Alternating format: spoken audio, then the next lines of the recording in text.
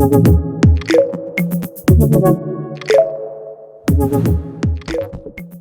Guys, welcome back to my YouTube channel. Guys, ಯಾರೆಲ್ಲ ನನ್ನ ವಿಡಿಯೋನ ಫಸ್ಟ್ ಟೈಮ್ ನೋಡ್ತಾ ಇದ್ದೀರಾ, ನನ್ನ ಚಾನಲ್ನ ಸಬ್ಸ್ಕ್ರೈಬ್ ಮಾಡಿಕೊಂಡು ಪಕ್ಕದಲ್ಲಿ ಕಾಣೋ ಬೆಲ್ ಐಕಾನ್ನ ಟಚ್ ಮಾಡಿ. ನಾನು ಮುಂದೆ ಹಾಕೋ ವೀಡಿಯೋಸ್ ನಿಮಗೆ ಬೇಗನೆ ರೀಚ್ ಆಗುತ್ತೆ. ಸೊ ಇವತ್ತಿನ ವಿಡಿಯೋದಲ್ಲಿ ಏನು ರೆಸಿಪಿ ಮಾಡ್ತಾ ಇದ್ದೀನಿ ಅಂತ ಅಂದರೆ, ದಿನನಿತ್ಯವಾಗಿ ನಾವು ಊಟದ ಜೊತೆಗೆ ನೆಂಚ್ಕೊಳ್ಳೋದಕ್ಕೆ ಪಲ್ಯ ಮಾಡ್ತೀವಿ ಅಲ್ವಾ. ಸೊ ಇವತ್ತು ತರಕಾರಿ ಮತ್ತು ಕಾಳುಗಳನ್ನ ಬಳಸ್ಕೊಂಡು ಒಂದು ಪಲ್ಯನ ಮಾಡ್ತಾ ಇದ್ದೀನಿ. ಸೊ ಅದನ್ನು ಮಾಡೋದಕ್ಕೆ ಏನೆಲ್ಲ ಬೇಕು, ನಾನೇನೆಲ್ಲ ತೊಗೊಂಡಿದ್ದೀನಿ ಅಂತ ಹೇಳಿ ನಿಮಗೆ ತೋರಿಸ್ತೀನಿ, ಬನ್ನಿ. ಸೊ ಓಕೆ ಗೈಸ್, ನಾನಿಲ್ಲಿ ಫಸ್ಟಿಗೆ ತೋರಿಸ್ತಾ ಇದ್ದೀನಿ ಚಪ್ರದ ಅವರೆಕಾಯಿ ಮತ್ತು ಪಡವಲಕಾಯಿ ಎರಡನ್ನ ತಗೊಂಡಿದ್ದೀನಿ. ಇದ್ರ ಜೊತೆಗೆ ಮಿಕ್ಸ್ ಕಾಳುಗಳನ್ನ ತಗೊಂಡಿದ್ದೀನಿ. ಸೊ ನಿಮ್ಗೆ ಯಾವ್ದು ಕಾಳು ಬೇಕು ಹಾಕೋಬೋದು, ಎಲ್ಲ ಕಾಳುಗಳನ್ನ ಹಾಕೋಬೋದು. ಸೊ ಸ್ವಲ್ಪ ಮಿಕ್ಸ್ ಕಾಳನ್ನ ನೆನೆಸಿ ಎತ್ತಿಟ್ಕೊಂಡಿದ್ದೀನಿ. ಹಾಗೆ ಈರುಳ್ಳಿ, ಟೊಮೊಟೊ, ಮೆಣಸಿನ್ಕಾಯಿ, ಬೆಳ್ಳುಳ್ಳಿ ಮತ್ತು ಸ್ಪೈಸಸ್ನ ತಗೊಂಡಿದ್ದೀನಿ. ಜೀರಿಗೆ, ಸಾಸಿವೆ, ಸೋಂಪು ಮತ್ತು ಸ್ವಲ್ಪ ಕರಿಬೇವು, ಹಾಗೆ ಸ್ವಲ್ಪ ಕಾಯಿ, ಇಷ್ಟನ್ನು ಬಳಸ್ಕೊಂಡು ನಾನಿವತ್ತು ಪಲ್ಯನ ಪ್ರಿಪೇರ್ ಮಾಡ್ತಾ ಇದ್ದೀನಿ. ಸೊ ಗೈಸ್, ಬನ್ನಿ ನೆಕ್ಸ್ಟು ಪಲ್ಯ ಯಾವ ಥರ ಮಾಡೋದು ಅಂತ ನೋಡೋಣ. ಇಲ್ಲಿಗೆ ಹೆಚ್ಚಿಟ್ಕೊಂಡಿರುವಂತಹ ತರಕಾರಿಗಳನ್ನ ನೀಟಾಗಿ ವಾಶ್ ಮಾಡ್ಕೋಬೇಕು. ಕಟ್ ಮಾಡೋಕ್ಕೂ ಮುಂಚೆನೂ ಒಂದು ಸತಿ ವಾಶ್ ಮಾಡಿಕೊಂಡು, ಕಟ್ ಆದಮೇಲೂ ಕೂಡ ಇನ್ನೊಂದು ಸತಿ ನಾನಿಲ್ಲಿ ವಾಶ್ ಮಾಡ್ಕೋತಾ ಇದ್ದೀನಿ. ಸೊ ಗೈಸ್, ಇವಾಗ ಇದನ್ನು ನೀಟಾಗಿ ವಾಶ್ ಮಾಡಿಕೊಂಡು ಒಂದು ಕುಕ್ಕರ್ ಒಳಗಡೆ ಹಾಕೋತಾ ಇದ್ದೀನಿ. ಓಕೆನಾ. ಇದ್ರ ಜೊತೆಗೆ ನೆಕ್ಸ್ಟು ನಾನಿಲ್ಲಿ ಕಡಲೆಕಾಳನ್ನ ಇಟ್ಕೊಂಡಿದ್ದೆ ಅಲ್ವಾ. ಸೊ ಅದನ್ನು ಕೂಡ ನೀಟಾಗಿ ವಾಶ್ ಮಾಡಿಕೊಂಡು ಅದನ್ನು ಕೂಡ ಇವಾಗಲೇ ಸೇರಿಸ್ಕೊತಾ ಇದ್ದೀನಿ. ನೋಡಿದ್ರಲ್ಲ, ಎರಡನ್ನೂ ಕೂಡ ಹಾಕ್ಕೊಂಡಾದ್ಮೇಲೆ ಸ್ವಲ್ಪ ವಾಟರ್ನ ನಾನು ಹಾಕೋತಾ ಇದ್ದೀನಿ. ಈ ವಾಟರ್ನ ನೀವು ಸಾಂಬಾರಿಗೆ ಯೂಸ್ ಮಾಡ್ತೀರಾ ಅಂದರೆ ಸ್ವಲ್ಪ ಜಾಸ್ತಿ ನೀವು ವಾಟರ್ನ ಹಾಕ್ಕೊಳ್ಳಿ. ಇಲ್ಲ ಅಂದರೆ ಸ್ವಲ್ಪ ನೋಡಿ, ಇಲ್ಲಿ ಮುಳುಗೋವಷ್ಟು ವಾಟರ್ನ ಹಾಕ್ಕೋಬೇಕು. 1-2 ಸ್ಪೂನಷ್ಟು ಇದಕ್ಕೆ ನಾನಿಲ್ಲಿ ಸಾಲ್ಟ್ನ ಹಾಕೋತಾ ಇದ್ದೀನಿ. ಸೊ ಸಾಲ್ಟ್ ಹಾಕೋದ್ರಿಂದ ಕಾಳುಗಳೆಲ್ಲ ಹಾಕಿರ್ತೀವಿ ಅಲ್ವಾ, ಸೊ ಟೇಸ್ಟು ಚೆನ್ನಾಗಿ ಬರುತ್ತೆ. ಸೊ ಇದಕ್ಕೂ ಸ್ವಲ್ಪ ಸಾಲ್ಟ್ ಹಾಕಿ ಬೇಯಿಸ್ಕೊಡಿ. ನೆಕ್ಸ್ಟು ಕೂಡ ಮತ್ತೆ ಆ್ಯಡ್ ಮಾಡ್ಕೋಬೋದು. ವಾಟರ್ ಆ್ಯಡ್ ಮಾಡಿ ಆದಮೇಲೆ ಕುಕ್ಕರ್ ಲಿಡ್ನ ಕ್ಲೋಸ್ ಮಾಡಿಬಿಟ್ಟು 1-2 ವಿಸಿಲ್ನ ಹಾಕಿಸ್ಕೊಂಡ್ರೆ ನಮಗೆ ತರಕಾರಿ ಮತ್ತು ಕಾಳು ಎರಡೂ ಕೂಡ ಚೆನ್ನಾಗಿ ಕುಕ್ಕಾಗಿರುತ್ತೆ.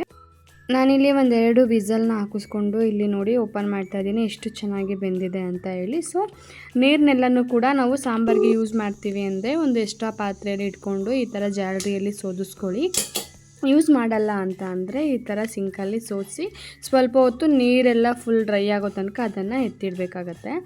ನೆಕ್ಸ್ಟು ಒಂದು ಬಾಣಲೆಗೆ ನಾನಿಲ್ಲಿ ಆಯಿಲ್ನ ಹಾಕ್ಕೋತಾ ಇದ್ದೀನಿ. ಎಷ್ಟು ಸ್ವಲ್ಪ ಪ್ರಮಾಣದಲ್ಲಾದರೆ ಸಾಕು. ಆಯಿಲ್ ಬಂದುಬಿಟ್ಟು ತುಂಬ ಜಾಸ್ತಿ ಏನು ಬೇಡ.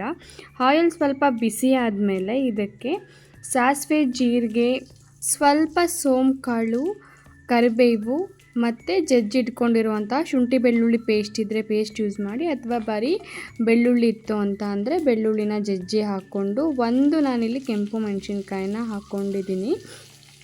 ಇದಿಷ್ಟನ್ನು ಕೂಡ 1-2 ಮಿನಿಟ್ಸ್ ನೀಟಾಗಿ ಫ್ರೈ ಮಾಡ್ಕೋಬೇಕು.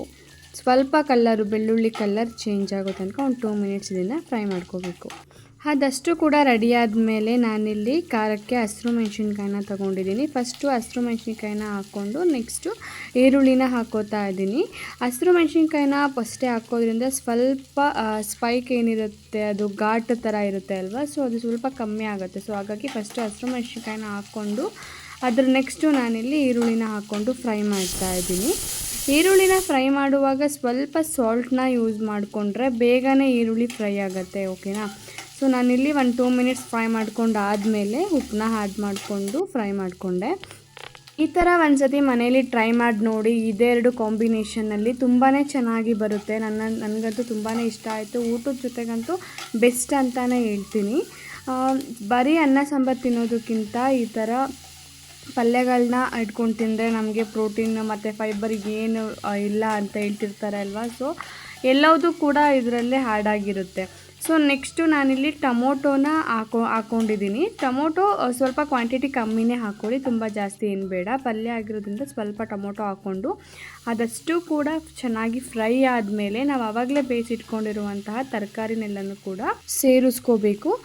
ಲೋ ಫ್ಲೇಮಲ್ಲಿನೇ ಇಟ್ಕೊಂಡು ತರಕಾರಿನೆಲ್ಲನೂ ಕೂಡ ಸೇರಿಸಿ ನೀಟಾಗಿ ಅದನ್ನು ಮಿಕ್ಸ್ ಮಾಡ್ಕೋಬೇಕು ಫಸ್ಟು. ಆಮೇಲೆ ನಾವು ಲಾಸ್ಟಿಗೆ ಹೈ ಫ್ಲೇಮಲ್ಲಿ ಇಟ್ಟು 2 ಮಿನಿಟ್ಸ್ ಅದನ್ನು ಹಾಗೆ ಬಿಟ್ಟರೆ ಆಯಿತು.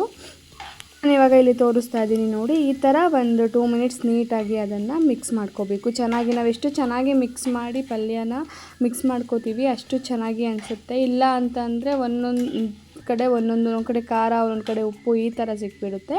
ಸೊ ಹಾಗಾಗಿ ನೀಟಾಗಿ ಪಲ್ಯನ ಮಿಕ್ಸ್ ಮಾಡ್ಕೊಳ್ಳಿ. ನೆಕ್ಸ್ಟು ಉಪ್ಪು ಏನಾದರೂ ಕಮ್ಮಿ ಆಗಿತ್ತು ಅಂತ ಅಂದರೆ ಸ್ವಲ್ಪ ಉಪ್ಪನ್ನ ನಾವು ಈ ಥರ ಮೇಲ್ಗಡೆ ಹಾಕ್ಕೋಬೋದು.